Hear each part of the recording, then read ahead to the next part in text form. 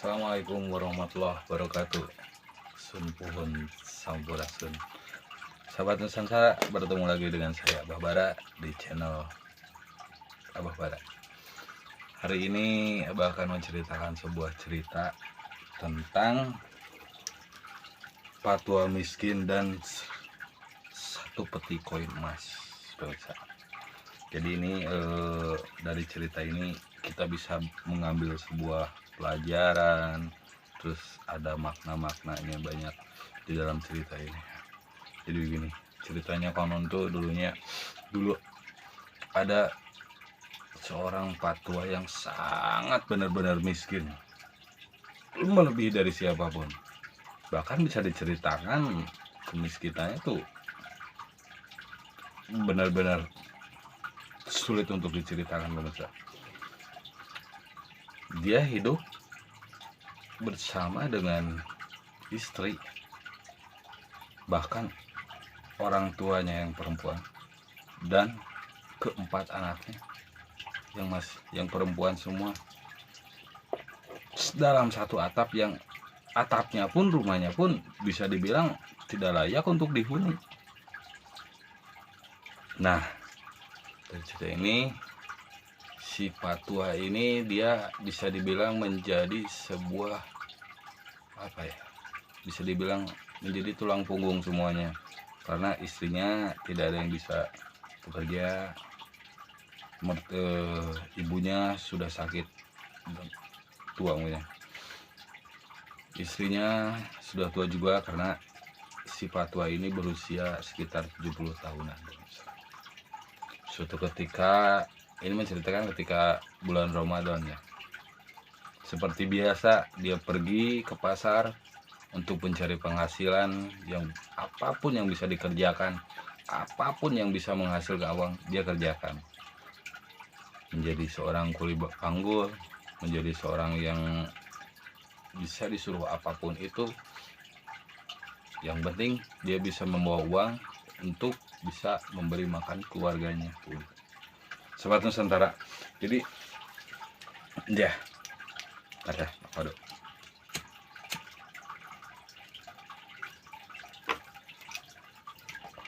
Si kakek ini, si patwa ini, pas di hari Jumat tuh, dia pergi ke pasar seperti biasa, seperti hari-hari biasanya, untuk mencari uang untuk buka puasa ya, karena perbekalan di rumah sudah tidak ada yang bisa dimakan. Begitu dia sudah berkeliling di pasar, tidak ada yang bisa dikerjakan dan tidak ada yang menyuruh dia, otomatis tidak ada penghasilan buat dia, dan dia pun pergi ke pasar lainnya. Dari satu pasar ke pasar lain dia berjalan sampai sore tiba pun dia tidak menemukan sepeser pun untuk dibawa ke rumah. Singkat cerita, waktu sampai sore, menunjukkan jam 4 sore, dia pun pulang. Dan istrinya menanyakan kepadanya ketika dia pulang, apa Pak yang bisa dibeli hari ini untuk buka puasa semuanya? Patwa berkata, demi Allah, dengan nama Allah, hari ini saya tidak bisa mendapatkan sepeser pun uang untuk membeli makanan buka nanti. Apalah yang bisa dimakan?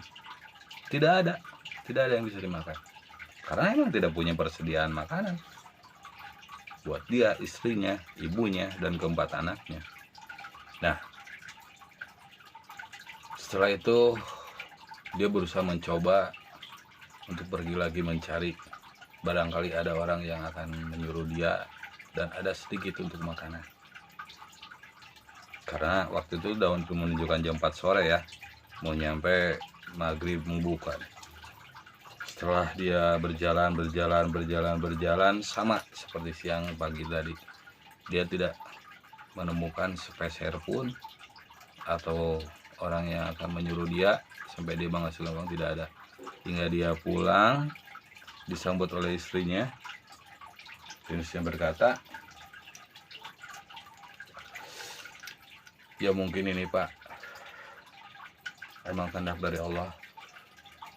Hari ini kita tidak bisa buka dengan makanan.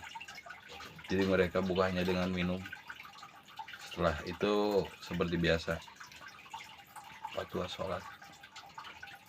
Dan oh ya, ada yang perlu diceritain. Yang saking miskinnya itu saya perlu diceritain ya. Saking miskinnya terkadang mereka tidak makan hanya air putih satu itu ya. Keduanya untuk sembahyang si Patwa cuma punya satu baju dan satu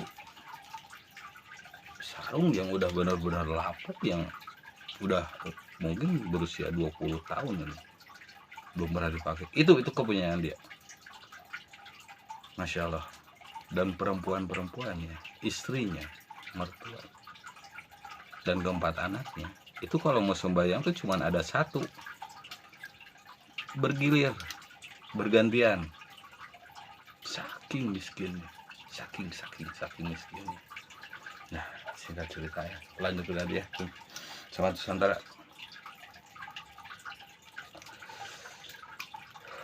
Di hari esoknya seperti biasa si Patwa pergi ke pasar. Setelah pergi, sama seperti hari kemarinnya, dia tidak menemukan apa-apa. Maksudnya ya dalam arti kata dia tidak ada yang menyuruh dan tidak ada yang bisa didapatkan. Setelah dia munajat dan minta dia ke Allah, ya Allah,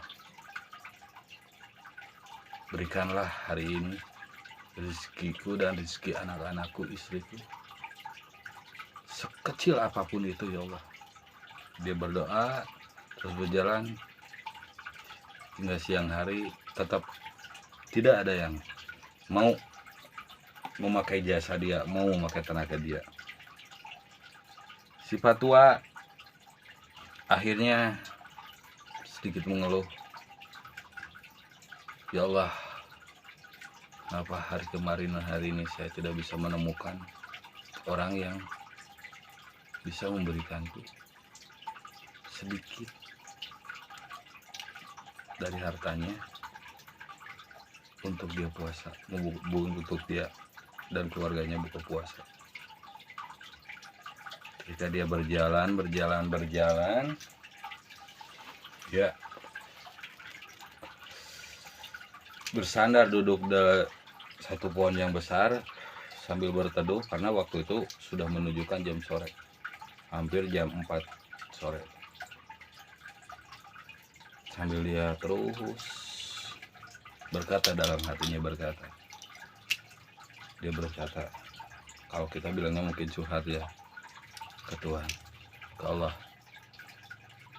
Nah, disinilah keajaiban terjadi, pemirsa.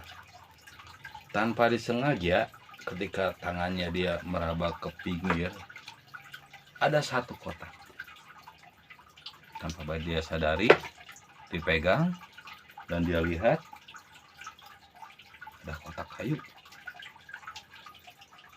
Dia bawa, nah dia buka, ketika dibuka dia kaget karena di dalam kotak itu ada koin-koin emas yang sangat banyak. Dia berpikir, apakah ini benar dari Allah? Mungkin ini mungkin pemberian dari Allah dari doa-doaku tadi, yang mungkin bisa membuat dia kaya raya, bahkan bisa membeli rumah yang besar, bisa membuat keluarganya bahagia. Tanpa berpikir panjang, dia menoleh ke kiri ke kanan, tak ada satupun orang di sana. Akhirnya dia memutuskan untuk membawanya pulang. Setelah pulang, istrinya seperti biasa berkata, Pak, apa yang kita makan hari ini? Wahai istriku, demi Allah, saya tidak mendapatkan spesial pun hari ini. Tapi kau tidak akan percaya apa yang dengan ku bawa. Setelah membawa istrinya ke belakang, karena di dalam rumahnya itu cuma ada satu ruangan antara Patwa, istrinya, dan ibunya, dan gembatannya itu cuman pakai tirainya pun yang udah usuh banget tuh. Jadi yang dikatakan tadi saking miskinnya tuh. Setelah diperlihatkan ke istrinya pun kaget. Masya Allah, Pak ini dari mana? Istriku, aku menemukannya di bawah pohon dan aku pun tak tahu siapa pemiliknya. Ketika bergerak itu, adzan pun datang dan seperti biasa mereka hanya minum air, tidak makan apapun, pemirsa. Di samping itu, pemirsa, istrinya berkata, Pak, gimana kalau kita ambil beberapa koin saja untuk membeli perbekalan makan kita selama seminggu 2 minggu sampai ke hari raya. Fatwa berkata, demi Allah, ini bukan hak kita. Walaupun dalam hati si Fatwa ada perasaan dia pengen mengambil sebagian dari harta-harta itu. Cuman saking apa ya dibilangnya, saking dia pun merasa takut mungkin. Karena emang itu bukan hak dia. Dia paham itu. Nah, setelah lama berpikir, istrinya tetap ingin mengambil beberapa koin dan si Fatwa tidak mau. Bagaimanapun juga keputusan ada di tangan Fatwa karena dia adalah imam dalam keluarganya. Istrinya pun mengalah mengikutinya. Dan ketika dia keluar, akhirnya dia menguburkan peti itu. Setelah menguburkan, besoknya dia mencari tahu siapa pemiliknya itu. Ketika dia ke pasar, sehari, 2 hari, 3 hari, nah di hari ketiga itu, dia mendengar ada seseorang yang berteriak bahwa dia kehilangan sebuah peti yang berisi koin-koin emas. Kalau dihitung mungkin ada katanya 1000 koin. Nah, setelah dia tahu bahwa orang itu yang hilang ya, si Fatwa menghampirinya dan berkata, wahai anak muda, jika kamu bisa menemukan lagi petimu yang hilang, berapa yang akan kau berikan kepada penemunya? Si pemuda berkata, demi Allah, saya tidak akan memberikan satupun. Si Fatwa berkata, wahai pemuda, bagaimana kalau kita bagi? Setengahnya untuk si penemu, setengahnya dibalikin lagi kepada engkau. Demi Allah Rasulullah, kata pemuda, satu koin pun, satu peser pun saya tidak akan memberikannya. Pulanglah si Fatwa. Singkat cerita, dia menceritakan segalanya kepada istrinya dan istrinya berkata, ya udah Pak, sekiranya dia tidak mau memberi setengahnya, kita meminta seperempatnya aja. Asalkan ada kita, seperempatnya pun udah cukup buat segalanya. Nah, malamnya dia mencari lagi si pemuda dan ketemulah dia sambil menceritakan istrinya kepada si pemuda. Dan si pemuda tetap dia tidak akan memberikan satu pun dari koin itu. Hingga akhirnya si Fatwa berkata, begini saja nak, wahai pemuda, bagaimana kalau aku meminta satu koin dari peti itu? Demi Allah, saya tidak akan memberikannya. Dia tetap pada pendiriannya, tidak akan memberikan satupun. Akhirnya si Fatwa menyerah karena dia tahu itu emang bukan hak dia. Mungkin emang sudah jadi jalannya dia, dan dia pun paham bagaimanapun kalau dia makan itu bukan hak dia. Nah, pada akhirnya dia pun menuntun si pemuda itu untuk mengikutinya. Ketika dia mengikutinya, ikut ke rumahnya, dia memperlihatkan, menceritakan kepada si pemuda keadaan yang sebenarnya di rumahnya itu seperti apa. Si pemuda disuruh masuk ke dalam rumahnya. Sempat kaget si pemuda melihat rumahnya, melihat di sebelah itu siapa. Itu adalah anak-anak saya, semuanya perempuan. cuman karena terhalang oleh tirai yang lusuh dan kotor, agak terlihat bolong-bolong mungkin, dan diperlihatkan oleh istrinya serta ibunya yang sudah tua. Lalu dia berkata, "Wahai Patua, mana peti yang kau temukan, yang kau bilang ada padamu?" "Wahai pemuda, mari kita ambil." Pergilah mereka ke belakang. Si Patua mengambil cangkul, dia mencangkul, ya, setelah diberikan kepada pemiliknya, si pemuda membukanya dan dia menghitung lagi semuanya. Setelah dihitung, tidak ada satupun yang hilang. Nah, setelah itu dia masuk lagi ke rumah.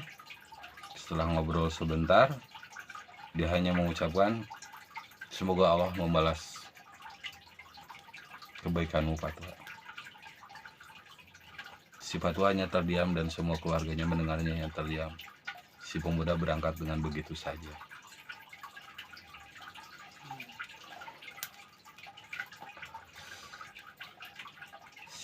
Singkat cerita, Sobat Nusantara,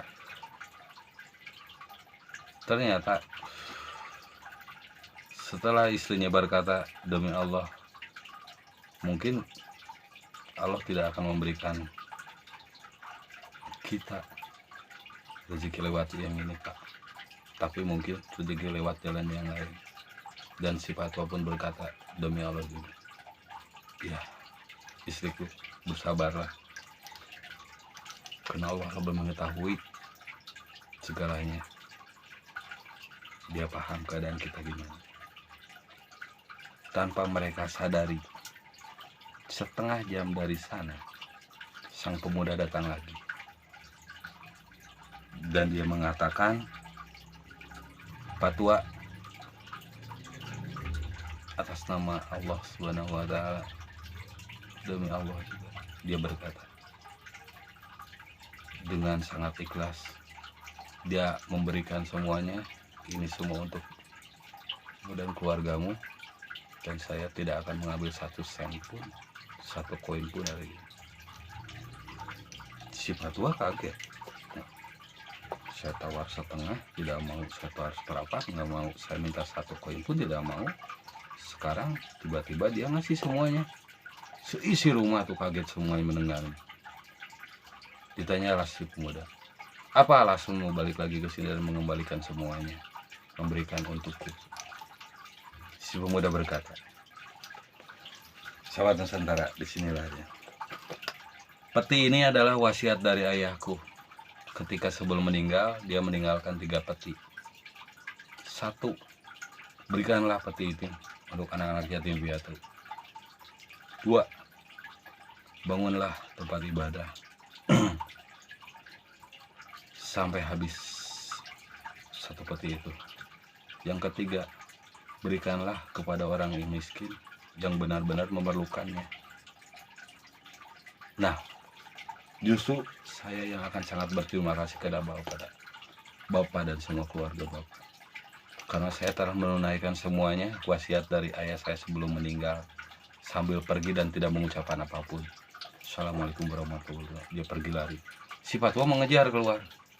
Dikejarlah si pemuda itu, tapi tidak terkejar sampai tidak kelihatan lagi. Masya Allah, di sana mereka semua bahagia.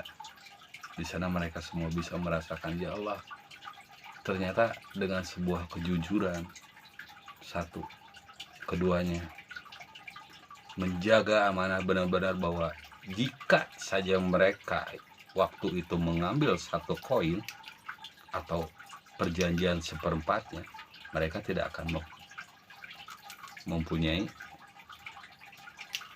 1 peti emas itu. Karena apa? Karena si pemuda tadi hanya mencoba menilai, menimbang apakah benar-benar memerlukan orang ini dengan segala keriduan dan keikhlasannya serta ketaatannya, ketakutannya kepada Allah. Ternyata itu. Hingga akhirnya Tidak lama kemudian setelah itu hidup mereka agak ada perubahan pemirsa. Sampai si Patwa beberapa lama kemudian, beberapa tahun mungkin ya, 2 tahun atau 3 tahun kemudian meninggal. Istrinya pun ikut meninggal. Tidak lama ibunya meninggal, dan anak-anaknya karena telah menjadi orang kaya, mereka pun menikah dengan orang-orang kaya lagi, punya jabatan lagi. Itulah pemirsa, ketika Allah berkehendak, ketika tangan Allah bekerja, tidak ada yang mustahil. Pemirsa, mungkin dari cerita tadi banyak yang bisa diambil hikmahnya, karena saya pun hanya bisa menyampaikan cerita ini untuk berbagi cerita pemirsa. Ya kalau misalkan ada kata atau dari cerita tadi ada yang salah ataupun kurang berkenan, ya Abah minta maaf karena banyak bercerita. Seperti halnya sebuah filsafat ataupun filosofi yang gini ya, sebuah gembok tidak akan diciptakan tanpa kuncinya. Begitupun juga dengan Allah, tidak pernah memberikan sebuah masalah tanpa solusinya dan jalan keluarnya. Semua permasalahan pasti ada jalan keluarnya, tetapi dengan catatan kita sabar dan ikhlas menerima segala ujian. Tidak ada manusia yang baik-baik aja, saudara-saudara, di dunia ini. Semua sedang berjuang dengan ujiannya masing-masing. Sebagaimana tidak ada manusia yang sempurna. Saya Bahwara, mohon maaf bila ada kata-kata yang kurang berkenan atau ceritanya kurang gimana ya. Seperti biasa, untuk penutup Abah akan menuturkan bahwa alangkah indahnya kita hidup tanpa membedakan ras, budaya, kultur maupun agama. Begitu indahnya hidup bertoleransi. Salam Nusantara. Saya Barbara. Assalamualaikum warahmatullahi wabarakatuh.